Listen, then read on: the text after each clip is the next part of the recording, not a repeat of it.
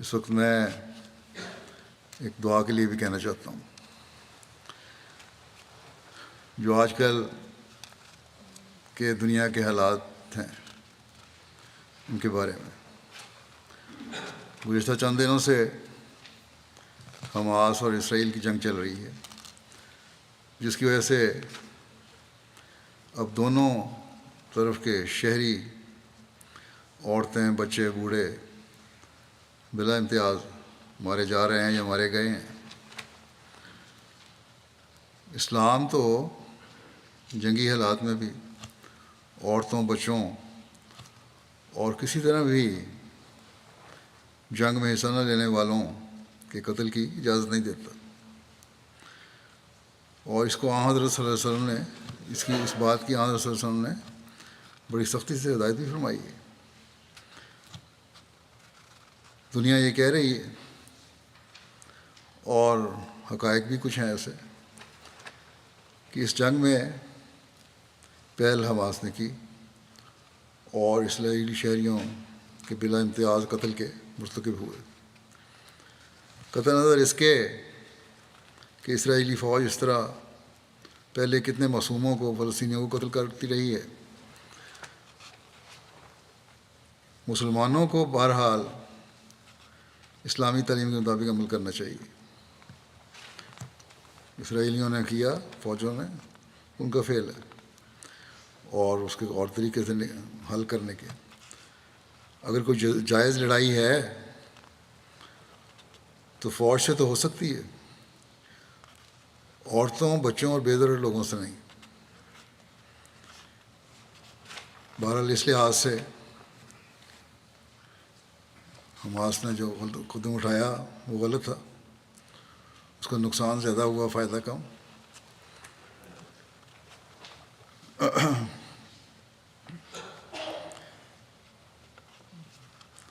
اگر یہ جو بھی تھا اس کی سزا یا اس سے جنگ حماس تک ہی محدود رہنی چاہیے تھی. یہ اصل تو ضرورت اور بہادری یہ ہے کہ یہ اصل رد عمل ہوتا. لیکن اب جو اسرائیل کی حکومت کر رہی ہے وہ بھی بہت خطرناک ہے، اور یہ معاملہ اب لگتا ہے کہ رکے گا نہیں. کتنی بے حساب جانیں معصوم لوگوں اور عورتوں اور بچوں کی ضائع ہوں گی، اس کا تصور بھی نہیں کیا جا سکتا.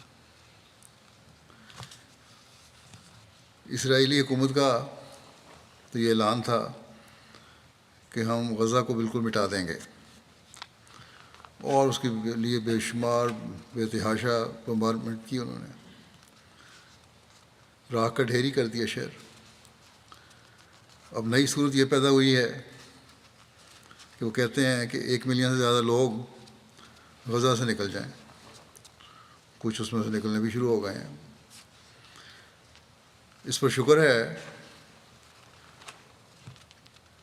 کہ مری مری آواز سے ہی صحیح، لیکن کچھ آواز تو UN والوں کی طرف سے نکلی ہے کہ یہ انسانی حقوق کی پامالی ہو ہے اور یہ غلط ہوگا، اور اس سے بہت مشکلات پیدا ہوں گی، اور اسرائیل کو اپنے اس حکم کو پہ سوچنا چاہیے، بجائے اس کے کہ سختی سے اس کو کہیں کہ یہ غلط ہے. درخواست ہی کر رہے ہیں ابھی بھی.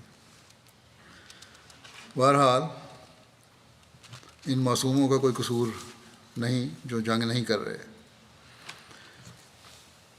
اگر دنیا اسرائیلی عورتوں، بچوں اور عام شہری کو معصوم سمجھتی ہے تو یہ فلسطینی معصوم ہیں.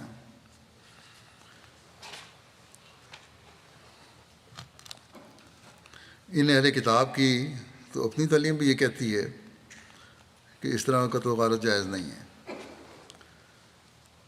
مسلمانوں پر اگر الزام ہے کہ انہوں نے غلط کیا تو اپنے گریبان میں بھی جھانکیں یہ لوگ. بہرحال ہمیں بہت دعا کی ضرورت ہے.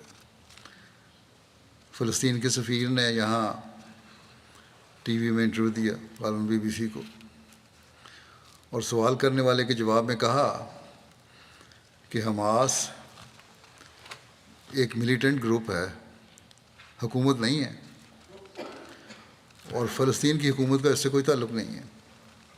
لیکن ساتھ ہی یہ سوال بھی اٹھایا، اور ان کی یہ بات درست ہے، کہ اگر حقیقی انصاف قائم کیا جاتا تو یہ باتیں نہ ہوتی۔ اگر بڑی طاقتیں اپنے دوہرے معیار نہ رکھتیں یا نہ رکھیں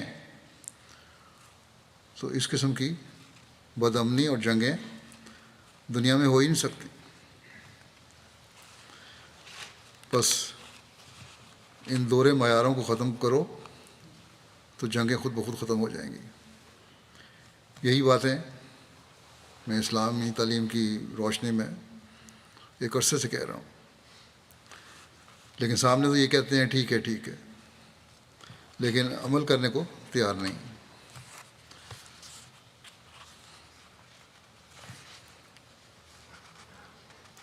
اب تمام بڑی طاقتیں یا مغربی طاقتیں